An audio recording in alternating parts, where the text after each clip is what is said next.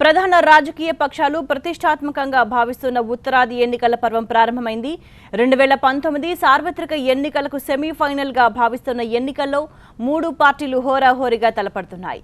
5 రాష్ట్రాల ఎన్నికల్లో భాగంగా తొలి విడతలో పంజాబ్, గోవా రాష్ట్రాల్లో పోలింగ్ మొదలైంది. గోవాలో 7 గంటల నుంచే ఓటేసేందుకు పోలింగ్ కేంద్రాలకు తరలివస్తున్నారు. ఓటు హక్కును వినియోగించుకుంటున్నారు.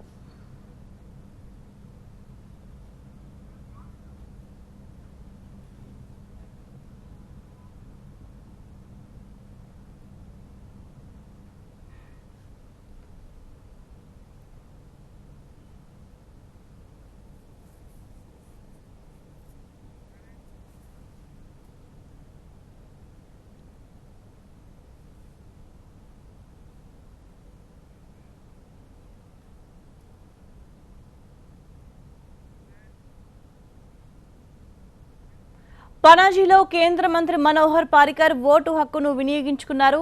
సాధారణ ఓటర్లతో కలిసి క్యూ లైన్లో నిల్చున్నారు. పదవి హోదాను పక్కన పెట్టి కామన్ మ్యాన్ లా ఓటేశారు Parrikar.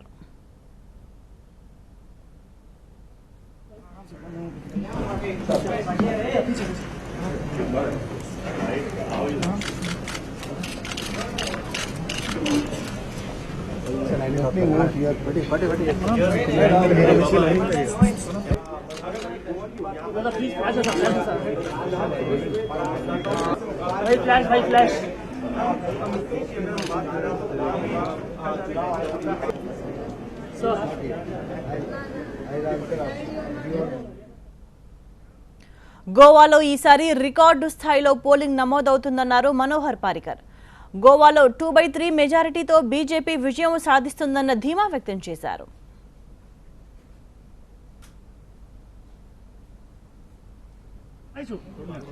Our initial report indicates a very good beginning of a very good turnout, and I expect like last time in 2012 there was a 84% voting. It may even exceed 84% this time. Goa votes very heavy, and this is one of the speciality what BJP has inducted into the politics of Goa to increase the voting. Last time we managed to get it to around 84. This time we may be able to get even crossing 85. Initial indications are good. As far as I am concerned, we are concerned, BJP expects mandate with 2/3 majority. మరోవైపు గోవా ఎన్నికలకు EC అన్ని ఏర్పాట్లు చేసింది. భారీ భద్రత కల్పించింది. Paramilitary బలగాలు polling కు సెక్యూరిటీ కల్పిస్తున్నాయి. గోవాలో మొత్తం 11,10,000 మంది ఓటర్లు తమ ఓటు హక్కును వినియోగించుకోనున్నారు. మొత్తం 40 అసెంబ్లీ స్థానాలకు జరుగుతున్న ఎన్నికల్లో 251 మంది పోటీ పడుతున్నారు.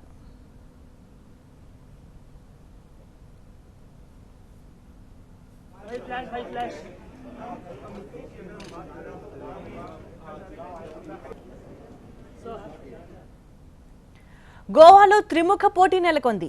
బీజేపీ, కాంగ్రెస్, ఆమ్ ఆద్మీ పార్టీ మధ్య రసవత్తర పోరు కొనసాగుతోంది.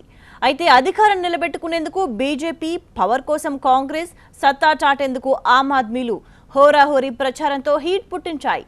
ఇటు ఆర్ఎస్ఎస్ మాజీ నేత వెలింకర్ నేతృత్వంలో ఏర్పాటైన గోవా సురక్షా మంచ్ ఇతర పార్టీలైన గోమంతక్వాదీ పార్టీ, శివసేనతో కలిపి కూటమి ఏర్పాటు చేసింది. దీంతో ఓటర్లు ఎటువైపు మొగ్గు చూపుతారనేది ఆసక్తిగా మారింది.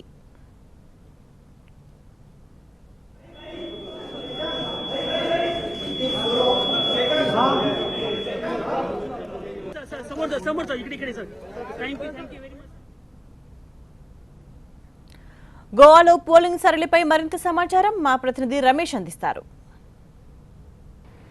గోవా ఎన్నికల పోలింగ్ ప్రారంభమైంది. 7 గంటల నుంచి సాయంత్రం 5 గంటల వరకు గోవా ఎన్నికల పోలింగ్ జరుగుతుంది. 16,000 పోలింగ్ బూతులు కూడా ఏర్పాటు చేశారు. ఎక్కడ ఎటువంటి అవాంఛనీయ సంఘటనలు చోటు చేసుకోకుండా భారీ బందోబస్తు స్థానిక గోవా పోలీసులతో పాటు పారామిలిటరీ బలగాలు కూడా పూర్తి స్థాయిలో మోహరించారు. గోవాలో 11,10,884 మొత్తం ఓటర్లు ఉండగా 40 సీట్లు ఉన్నాయి. 40 సీట్లు 251 మంది అభ్యర్థులు పోటీ పడుతున్నారు. ఇందుకోసం 16,442 పోలింగ్ స్టేషన్లు ఏర్పాటు చేశారు.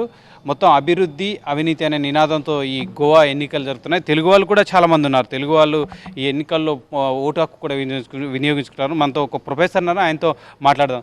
సార్ చెప్పండి, గోవా ఎన్నికలు చాలా కీలకంగా అభివృద్ధి అవినీతి నినాదంతో చాలా కీలకంగా ఈ నినాదంతో ఈరోజు ఆమ్ ఆద్మీ పార్టీ కూడా పోటీ చేసింది. ఎట్లా ఉంటుందండి? అంటే మొదటిసారిగా ఆమ్ ఆద్మీ పార్టీ ఇక్కడికి వచ్చిందండి. బేసికల్గా ఇక్కడ కాంగ్రెస్ బీజేపీ రెండు కూడా మంచి స్ట్రాంగ్గా చాలా కాలంగా నడుస్తున్నాయి. అయితే కరప్షన్ పాయింట్ ఆఫ్ వ్యూలో కంపారిటివ్గా అదర్ స్టేట్స్లో గోవా చాలా బెటర్ అండి. అంచేత ఆమ్ ఆద్మీ పార్టీకి అంత ఊపు ఉంటుందని అనుకోము. బీజేపీకి కాంగ్రెస్కే ఎక్కువగా ఛాన్సులు ఉన్నాయండి. ఆమ్ ఆద్మీ పార్టీ ఇప్పుడే ఇంకా అడుగు పెట్టింది, టైం పడుతుంది సెటిల్ అవ్వడానికి. తెలుగు ఓటర్లు ఎంతమంది ఉంటారండి ఇక్కడ? మనకి పంజిమ్ ఏరియాలోనే అట్లీస్ట్ ఒక 3,000 వరకు ఉంటాయండి. చాలా కాలంగా చూస్తే మనకు గోవాలో సింగిల్ పార్టీని రూల్ చేస్తున్న సిచ్యువేషన్ కనిపిస్తుంది. అంటే లేదండి, లాస్ట్ 2 times నుంచి బీజేపీ కానీ అంతకుముందు కాంగ్రెస్ కూడా బాగా పరిపాలించిందండి. కాంగ్రెస్ ఉండే తర్వాత బీజేపీ వచ్చింది, మనోహర్ పర్రికర్ గారు. ఈ పార్టీనే కాంగ్రెస్ కావచ్చు, బీజేపీ సింగిల్ పార్టీ, అంటే చిన్న చిన్న పార్టీలకు ఇక్కడ ప్లేస్ లేకుండా.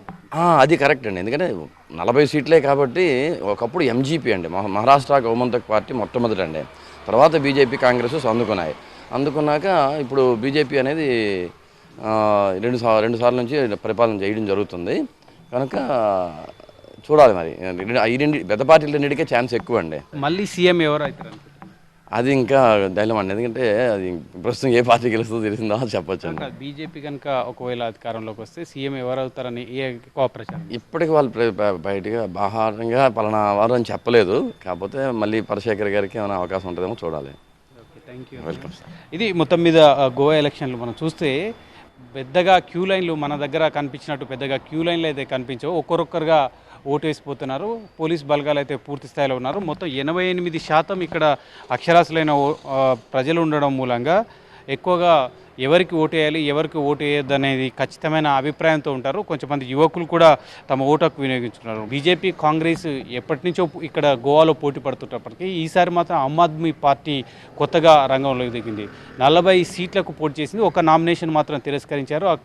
39 సీట్లలో ఆమ్ ఆద్మీ పార్టీ కూడా బరిలో ఉంది. ప్రజాకర్షణ పథకాలకు బీజేపీ అదేవిధంగా ఆమ్ ఆద్మీ పార్టీ సిమిలర్గా ఒకే ప్రజాకర్షణ పథకాలు ఇచ్చినప్పటికీ ఆమ్ ఆద్మీ పార్టీ ఓట్లను చీల్చుతుందా, ఏ మేరకు చీల్చుతుంది, అది బీజేపీకి నష్టం జరుగుతుందా లేదా కాంగ్రెస్కి నష్టం జరుగుతుందా అని చూడాలి. అదేవిధంగా ఆమ్ ఆద్మీ పార్టీ సీఎం అభ్యర్థి కూడా ఇప్పటికే ప్రకటించింది. సోషల్ మీడియాతో భారీ ఎత్తున ప్రచారం కూడా చేసింది. 36 సీట్లలో బీజేపీ పోటీ చేస్తుంది. అందులో 4 స్వతంత్ర అభ్యర్థులకు మద్దతు ప్రకటిస్తుంది. కాంగ్రెస్ 38 సీట్లకు పోటీ చేస్తుంది.